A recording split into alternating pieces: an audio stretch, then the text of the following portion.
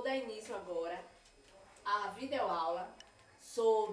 cujo tema a ser abordado é uma perspectiva filosófica sobre a noção de gênero e Judith Butler, onde ela vai abordar que pensar o feminino não exclui o masculino, pois a filosofia ela não é nem feminino, nem tampouco masculino, e não deixa de pensar nenhum nem outro gênero.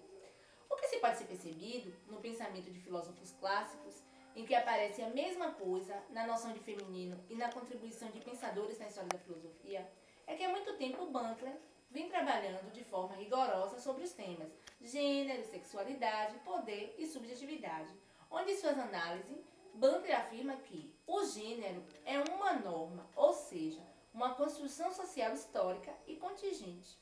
E o ideal a ser problematizado mesmo aqui nesse trabalho é que a construção das diferenças e das identidades, tanto gêneros sexuais quanto étnicos raciais, tem como escopo as análises elaboradas no artigo abordado por Maciaran e Carlos Augusto Peixoto Júnior sobre as subversões do desejo, no qual vai falar sobre o gênero e a subjetividade na própria autora, que é Judith Butler, em que encontramos uma análise crítica dos conceitos de identificação e sexuação na psicanálise, oriundos de uma concepção estruturalista do sujeito e da diferença sexual. Quando eu falo que tanto Márcia quanto Carlos Augusto fala sobre a subjetividade, é que desde um dos seus primeiros livros, intitulado Sujeito do Desejo, que foi criado em 1999 por Butler, ela vem levantando questões extremamente importantes neste campo. Se lá ela se apropriava do pensamento francês contemporâneo para colocar certos problemas a propósito das relações entre desejo e subjetividade, nos trabalhos subsequentes, sua abordagem crítica de temas como gênero, identidade e diferença sexual foi se tornando cada vez mais incisiva. Por que foi se tornando cada vez mais incisiva? Porque não basta inquirir como as mulheres podem se fazer representações, mas plenamente na linguagem e na política. A crítica feminista também deve compreender como a categoria das mulheres, o sujeito do feminismo, é produzida e reprimida pelas mesmas estruturas de poder por intermédio das quais buscamos a emancipação da pausa. A questão das mulheres como sujeito do feminismo suscita... Posso ler?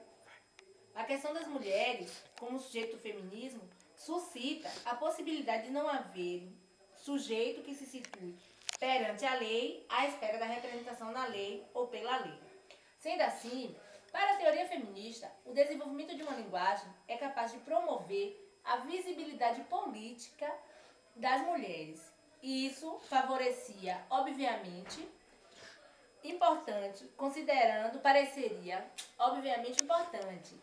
pois considerando a condição cultural difusa na qual a vida das mulheres era mal representada